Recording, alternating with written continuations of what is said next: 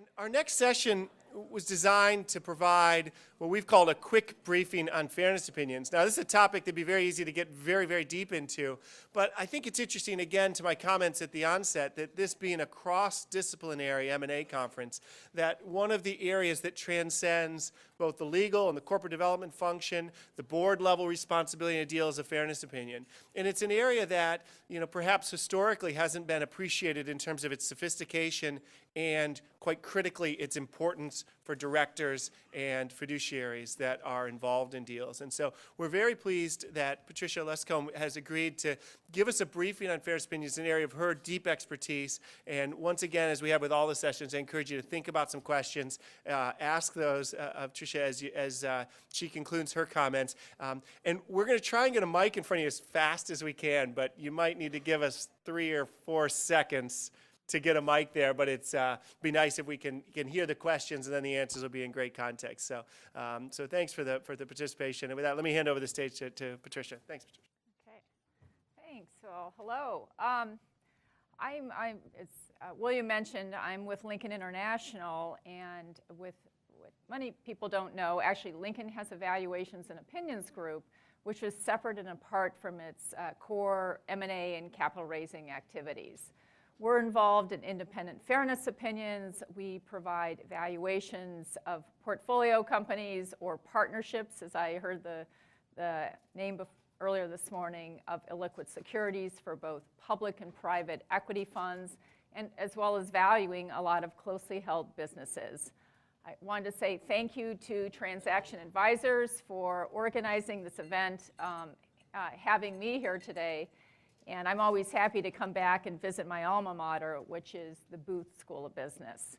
I joined Lincoln in 2007, and since that time, the firm has actually grown substantially.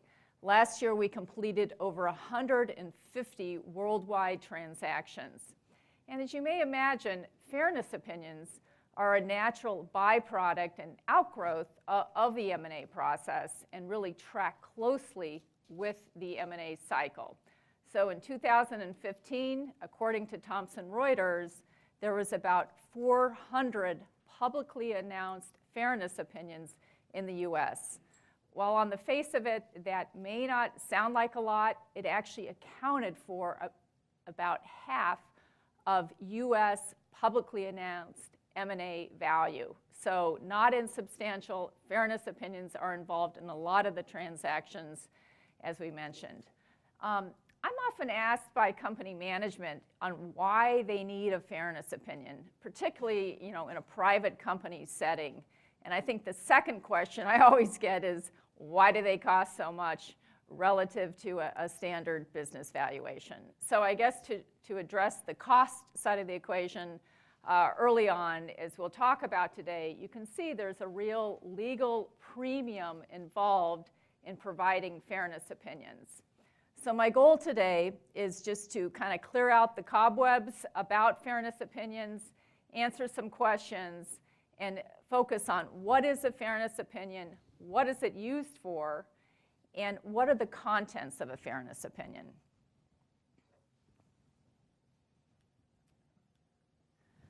So what is a fairness opinion?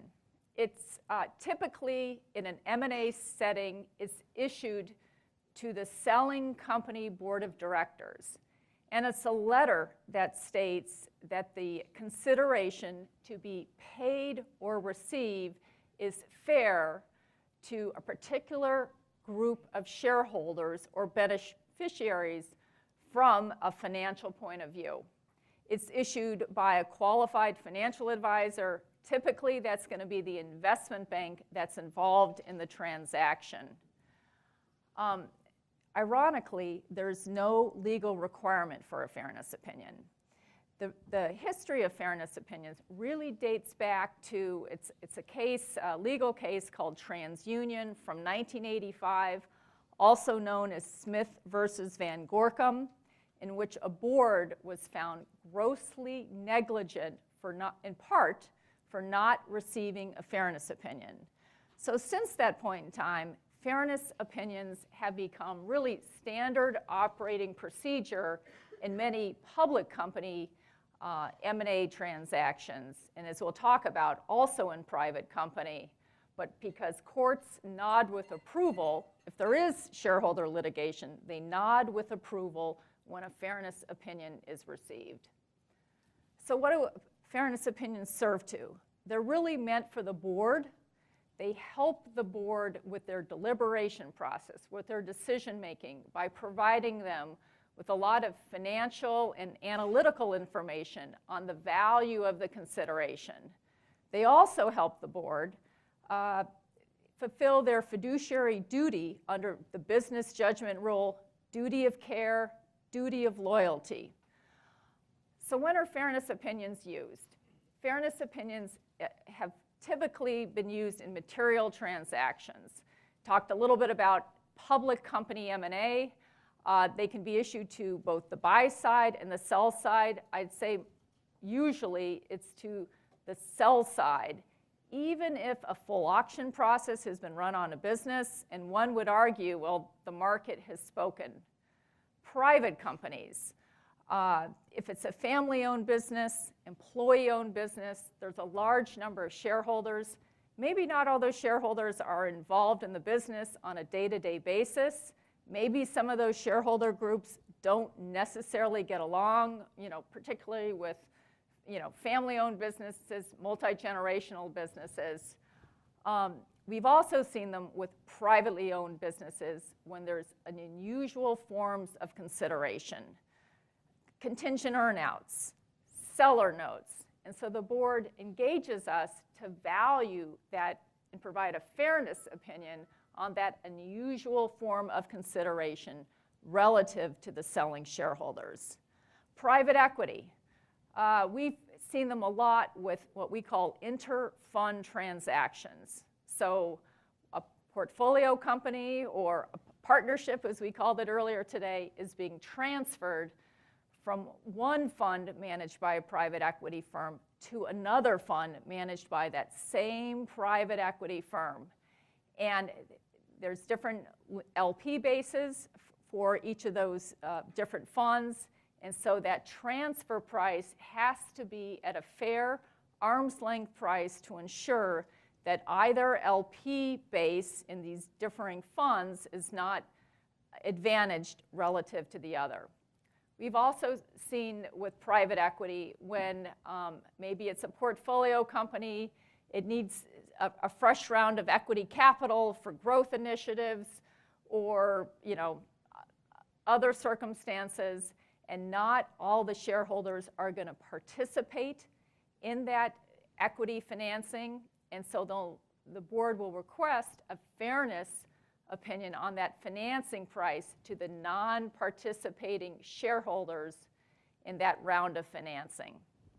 And lastly, at the very bottom of the page, I just really wanted to touch on affiliated party transactions.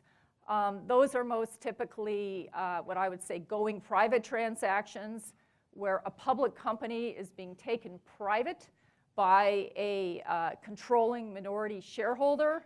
And in those instances, the board actually is legally mandated to follow something called the entire fairness standard. So they have to set up a special committee of disinterested board members. They hire their own financial advisor. They hire their own legal counsel to negotiate and analyze the fairness of price being given by that majority shareholder. The take private of Dole Foods, which occurred in 2013, and all the litigation surrounding that is an important example of the entire fairness standard. So what does the fair part of fairness opinion letter? And I put up the dictionary definition, which somewhat touches on it, but fairness is really only defined from a financial point of view in a transaction. So what's the dollar worth of that consideration to be received in the transaction? Doesn't take into consideration any of the other advantages or disadvantages in that transaction.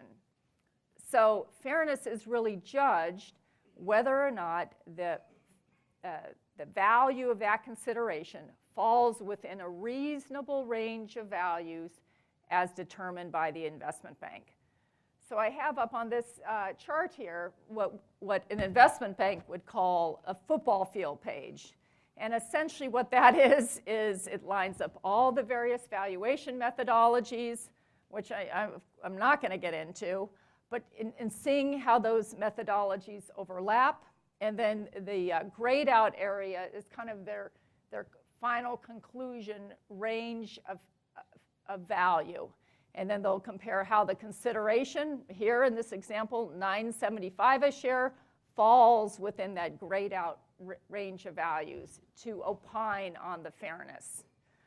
The real secret sauce from an investment bank's perspective is how they weight in these various methodologies into driving that final range of value. That's based on the judgment of the investment bank, their years of experience, but they consider the quality of the publicly disclosed data that's used to drive that fairness opinion.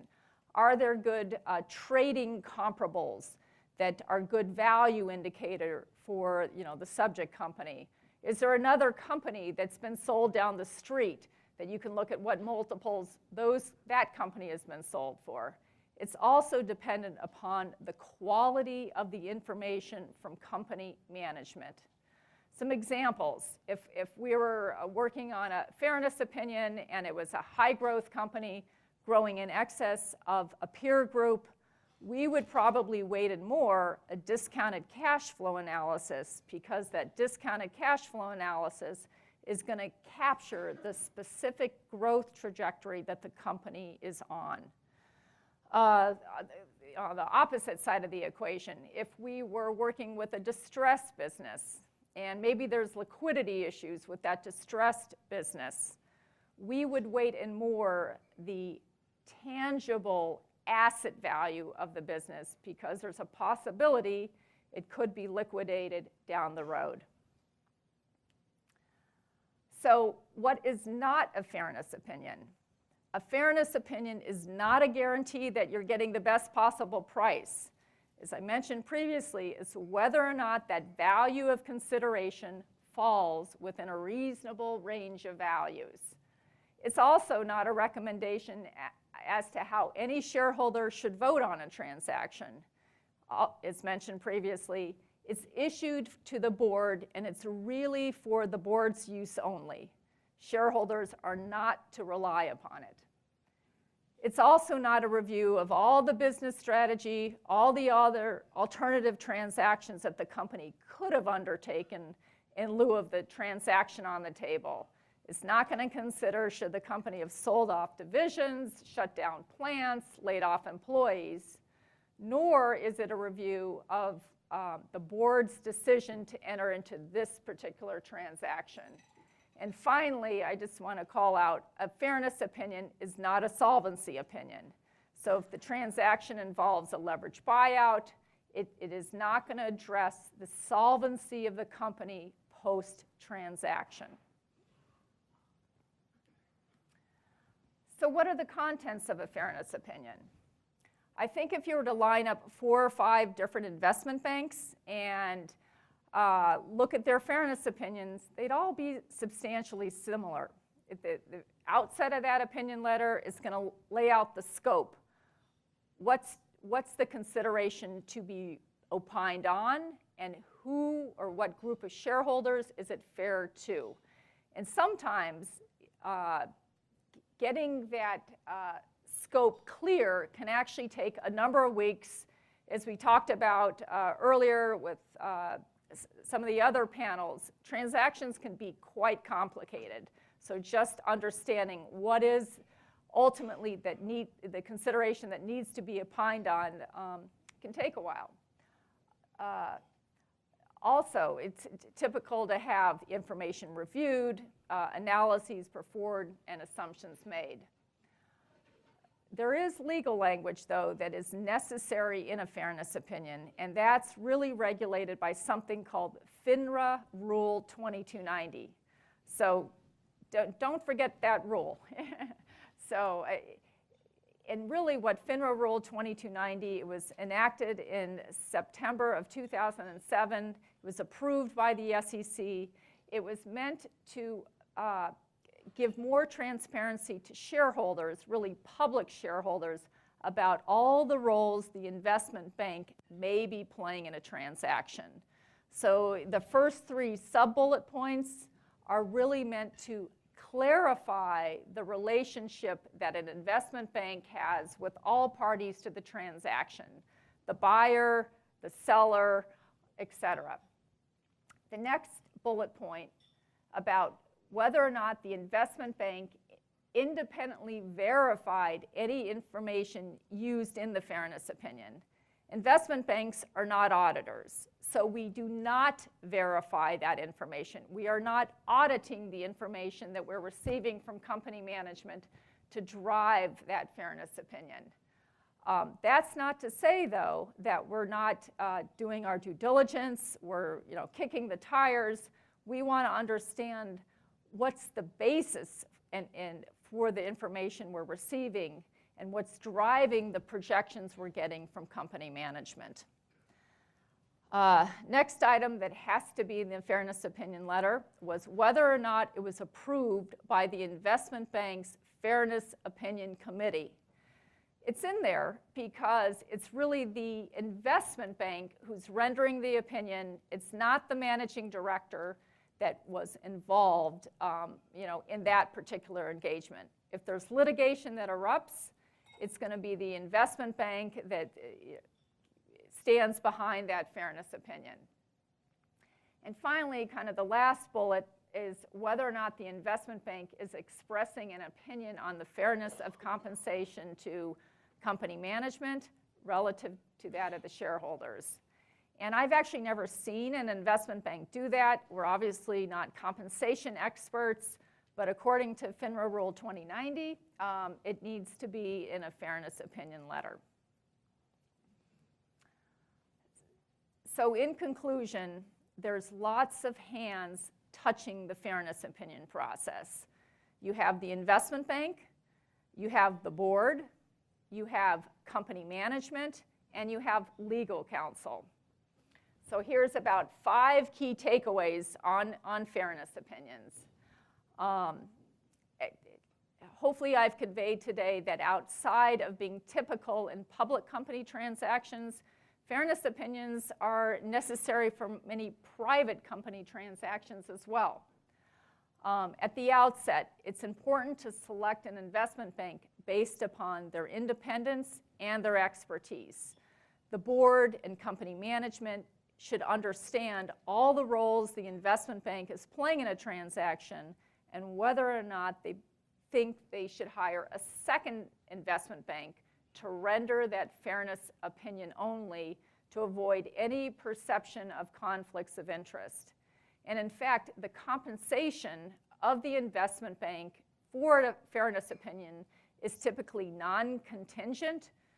They get paid whether they think it's a fair transaction, they say it's fair, or they say it's unfair, just, again, to avoid perceptions of conflict of interest. Define scope of the fairness opinion at outset. As we talked about, transactions are complicated.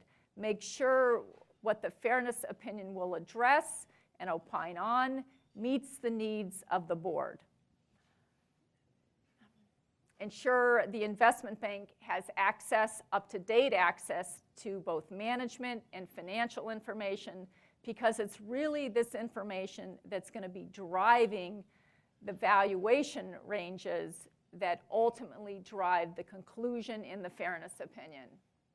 And finally, from a board's perspective, it's important for them to listen to the investment bank, understand their oral presentations on fairness, understand valuation methodologies, the rationale that's driving their valuation conclusions and their fairness conclusions.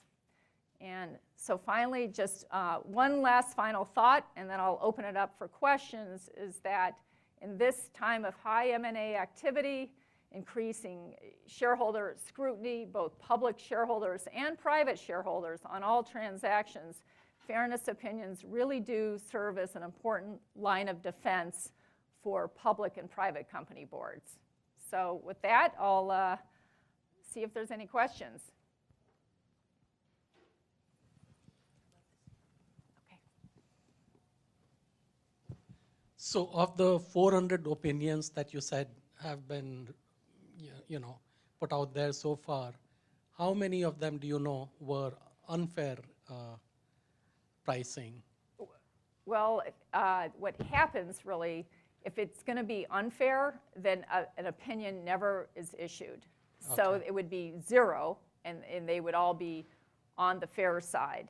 In reality, what happens, if we get hired to look at a fairness opinion, and at the outset we don't think it will kind of pass the smell test on what we think is fair, we won't get involved with the transaction. So it's really oftentimes that an investment bank will probably take a pass on the transaction rather than go down the full path with a board and ultimately decide that it's not fair.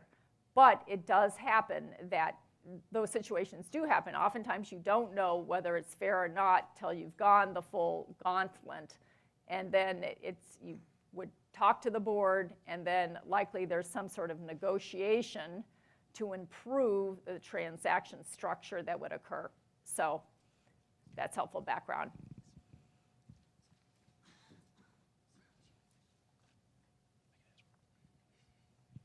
So Tricia, at some point, do you expect that the SEC, or have you heard rumors that the SEC or FINRA will just take it out of the sellers and buyers' hands altogether with regard to conflict and just come down with a blanket rule that says if you're running the sell-side process, you cannot also do the fairness opinion? Good question. It's kind of a double-edged sword, in my opinion, in that you can argue that the investment bank who's involved in a transaction, if they're the sell-side banker or the buy-side banker, they're obviously incented to close the transaction and therefore incented possibly to say that it's fair. But the flip side of that coin is it's oftentimes the investment banker who's been involved, who shopped the company, who knows what buyers have said about that company, the good stuff, the bad stuff. They're almost in the best vantage point to render that fairness opinion. So it's a double-edged sword, and hopefully everyone appreciates that. But I know what we've done at Lincoln, we do set up Chinese walls when they're between our M&A bankers and our group if we're being brought in to render a fairness opinion on a transaction that our M&A teams have been involved with. We set up those Chinese walls. We really operate independently of our bankers, and as I mentioned before, our compensation is non-contingent. So whether we say it's fair or not, we're going to get paid. So. I have the microphone. Can you hear me? What's the percentage of deals where people hire a second investment bank to do the fairness? I don't have any statistics on that. I would say it's definitely become more widespread since this whole Finra Rule 2290 that I mentioned since 2007. I'm just going to throw out some numbers. It's probably not half of transactions, maybe a quarter of transactions, something like that. But it is becoming more the norm than it was previously. So I think boards are more aware, they're more concerned about conflicts, and I believe it's going to continue to grow with secondary fairness opinion providers. We've got time for one more question. What kind of legal liability does an issuer of a fairness opinion take on, and in how many instances in the industry has a bank paid damages in connection with issuing a fairness opinion? Right. Well, it happens, actually in a lot of the public transactions nowadays, I think the investment banker can expect to have some of the lawyers that are representing shareholders at least, subpoena some of the information that the investment banker has relied upon. I mean, there is a lot of legal liability. I'd say in most public company transactions, there's, particular law firm groups that are out there to try to cobble together these class action lawsuits that, the price wasn't fair. And so it's oftentimes that the investment bank does get involved with legal issues and, but that being said, I'd say very few cases, and I'm even at a loss to say right now, I know a few cases where investment bankers have had to pay damages. So there's a lot of noise, a lot of smoke regarding a fairness opinion, and particularly in the public company setting, but then when that translates into actual damages being paid, that's almost a needle in a haystack. Very little amount of that actually occurs. But you have to be prepared for it.